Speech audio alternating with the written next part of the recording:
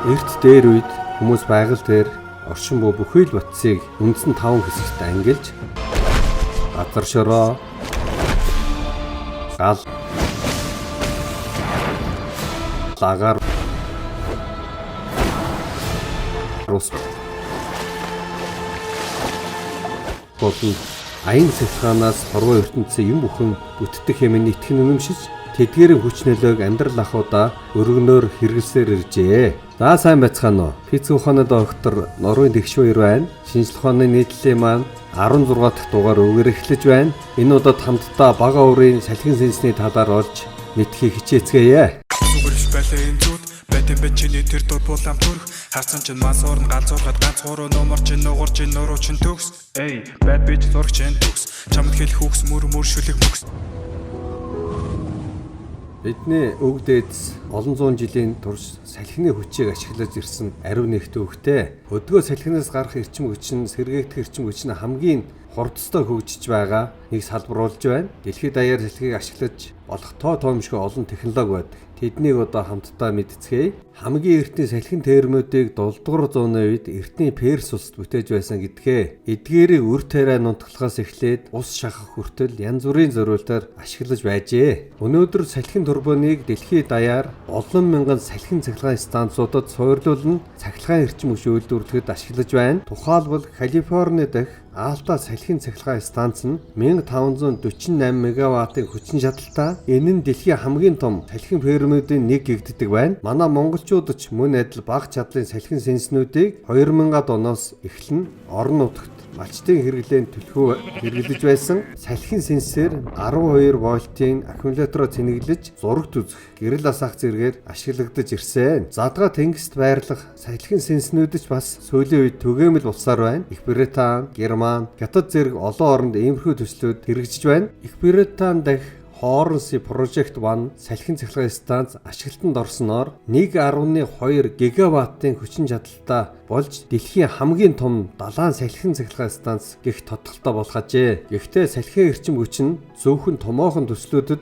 ашиглагддаг гэсэн үг биш ээ. Жижиг хэмжээний салхин сэнсүүдийг хувийн орон сууц, аж ахуйн нэгжүүдэд цахилгаан эрчим хүч үйлдвэрлэхэд ашигладаг. Жишээлбэл Хэн улсад хэрэгжиж байгаа Kibanda Top Up нь эрчим хүчний сүлжээнд холбогдоогүй хөдөө орон нутгийн иргэдийг цахилгаанаар хангах төсөл юм а. Эртний Персийн үеэс орчин үеийн салхин цахилгаан станц хүртэл салхины эрчим хүчний технологи асар их замыг туулсан. Бид илүү тогтвортой ирээдүйг бүтээхийн тулд салхины хүчийг ашиглаж болох бүхэл арга барилыг эрэлхийлсээр энэ бидний эрчим хүчний хэрэгцээг хангад чухал үүрэг гүйцэтгэх болно.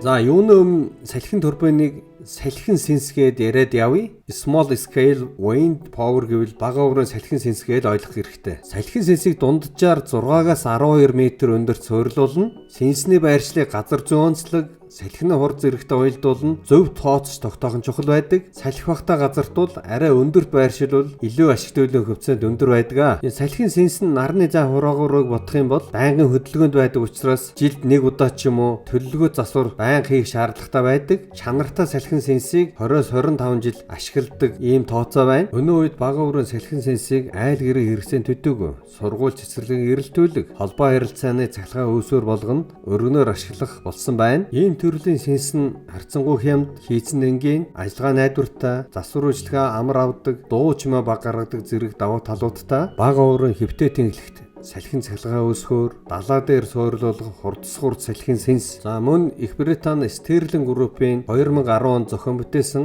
хурдсгурд салхин сэнс нь өнөөдөр хамгийн өндөр ашигтай салхин сэнс тооцогдож байна. Энгийн салхин сэнс нь 1 минутанд дунджаар 800 эргэлддэг бол энэ хурдсгурд сэнс нь 3000 буюу ойролцоогоор 3-аас 4 дахин хурдан эргэлдэг. Анаката салхин сэнсний хурдсгуур сэнсний эргэлтийг нэмэгдүүлж өгдөг тул сэнс суурлуулах боломжгүй гэмээр цэвэл зөөр зөөлөн салхитай газруудад суурлуулж болдог. Эколог, эдийн засгийн хувьд давуу талтай шинжих шийдэл бүхий цахилгаан станц юм. Америкийн зохион бүтээгч Jerry Brook-ийн 2009 онд зохион бүтээсэн салхи хэрэгшээгч гэдэг нэртэй салхин сэнс. Уг салхин сэнсийг Artista Power компани үйлдвэрлэдэг. Салхи хэрэгшээгч сэнсийг Америкт төдөөгүй Европын Латв, Литв, Дани, Швед, Нидерландд суурилуулжээ. Энэ салхи хэрэгшээгч нь ил сэнсгүй учир оцол багтаа дуу чимээгүй байгаа нь энэ сэнсийг сонирхчдын тоог өсгөж байна. 6 сэлүүр нь бөмбөлөг үүсгэж хажуугаасаа Камбала загас шиг харагдах энэ салхин сэнсийг 2008 онд Нидерландд зохион бүтээсэн байна. Энергийн бөмбөлөг хэмээх энэ салхин сэнс нь 1.1 м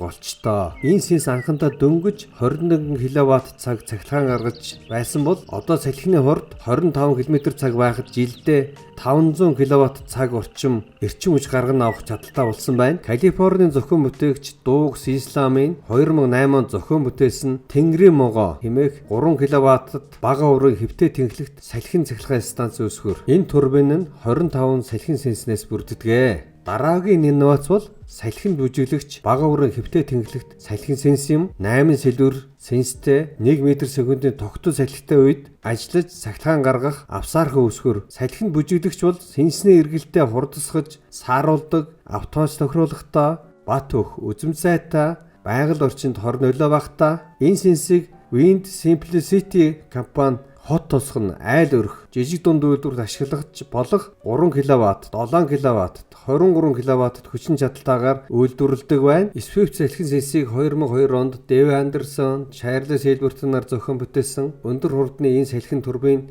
жилд 2000 кВт цаг эрчим хүч үйлдвэрлэж өөрийн өртгөө 3 жил нөхдөг. Бостны Бронксын нисэх болоо ойролцоох орон сууцн дээр байрлуулсан Blue Sea Development компани салхин сэнсийг тэр хэвэн айлууд түрээсэлж эрчим хүчний хэрэгцээг хангадаг байна.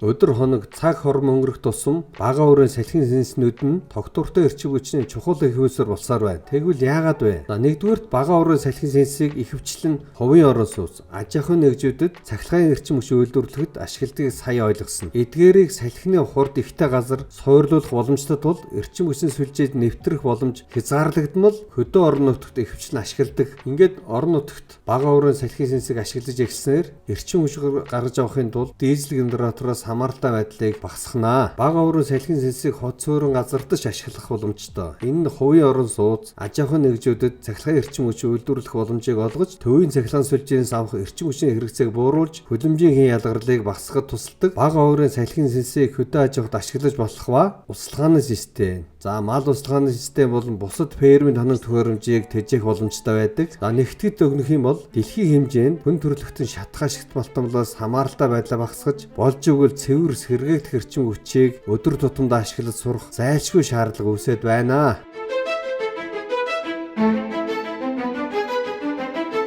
Ердийн бага урын салхин сэнс нь далавч, ротор, генератор гэсэн 3 үндсэн бүрэлдэхүүн хэсгээс бүрддэг. Салхи далавчийг эргэлдүүлнэ. Ротор гэдэг эд анги нь далавчдаа нэг гол дээр бэхлэгдсэн байх ба далавч эргэлдэхэд ротор эргэлдэнэ гэсэн үг. Роторын эргэлтээс генератор дотор цахилгаан гүйдэл эндүгцлэгдэж цахилгааныг гарган авнаа. Өөрөөр хэлбэл маш энгийнээр хөдөлж байгаа сэнсийн кинетик энергийг цахилгаан энерги болгон хувиргах төхөөрөмжийг бүхэлд нь энэ сэнс гэж ойлгож болно. Сэнс нь том жижиг байх нь хамаагүй бүгд нэг л энэ зарчмаар ажиллаж эрчим хүч гаргаж авдаг. Илийн наривчлан тайлбарлах юм бол салхин турбины далавч нь нис хунгацны далавчтай ижил хэлбэртэй байдаг. Салхи хүлээхэд агаараа эсгүүцэл далавчанд хөрж өргөх нөлөө үзүүлснээр далавч эргэлддэг. Далавчны эргэх хурд нь салхины хурдаас хамаардаг. Салхи хэтэрхий удаан байвал далавч огт эргэхгүй ч байх боломжтой. Харин салхи хэд хурдан байвал сэнс өөрөө автоматар унтрааж далавч болон бусад эдэнгээ гэмтээхээс сэргийлдэг. Сэнсний үйлдвэрлэсэн цахилгаан эрчим хүчийг тэр доор нь ашиглах эсвэл дараа ашиглахын тулд батарейд нөөцөлж болдог. Салхин сэнсний доторх цахилгаан гаргадаг энэ генератор нь бидний ашиглаж мэддэг бензинээр ажилдаг жижиг генератортой зарим талаараа яг ижилхэн зарчмаар ажилдаг гэсэн үг ээ. Гол нь бензин генератор чаталтаас үүсэх даралтаар статорын голыг эргүүлдэг бол салхин сэнсэнд салхины хүчээр энэ голыг эргүүлдгээрээ ялгаатай юм аа.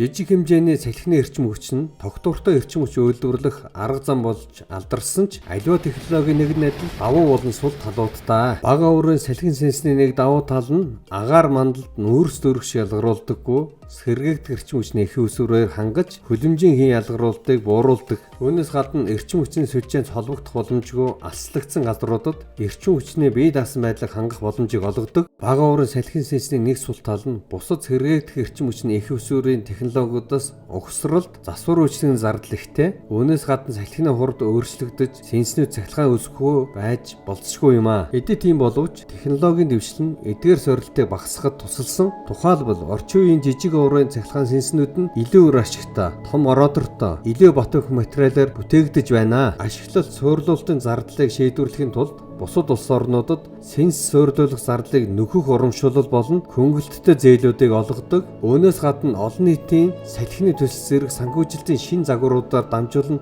илүү хүнд, илүү өвтөмжтэй, илүү шинэлэг загварууд дэлхийн иргэн тойронд бүтээгдэж хөгжүүлэгдсээр байна.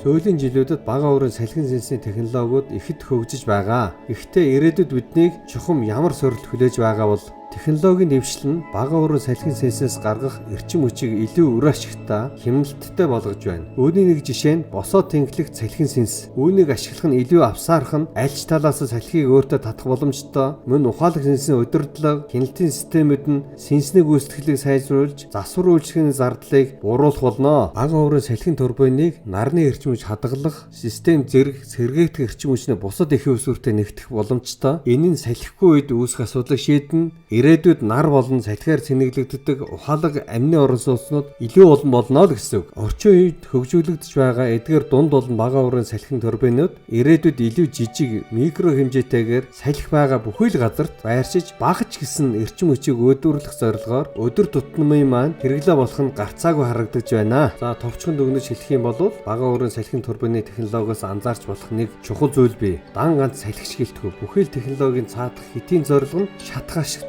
малтуулаас хараат ус хүлэмжийн хийн ялгаруулалтын эсрэг ногоо нь ирээдүйд чиглэгдэж байдаг. Хэрвээ та шинийг санаачлагч, зохион бүтээгч, энтерпренер бол ийм хандлагыг анзаараад авахд уруудахгүй юм аа. Шинжлэх ухааны нийтлэг маань туршид хамт байж 7 нөгөөр шин мэдлэг мэдээлэлээр тархиа цэнгэлдэг та бүхэндээ баярлалаа. Хамт байгаарай.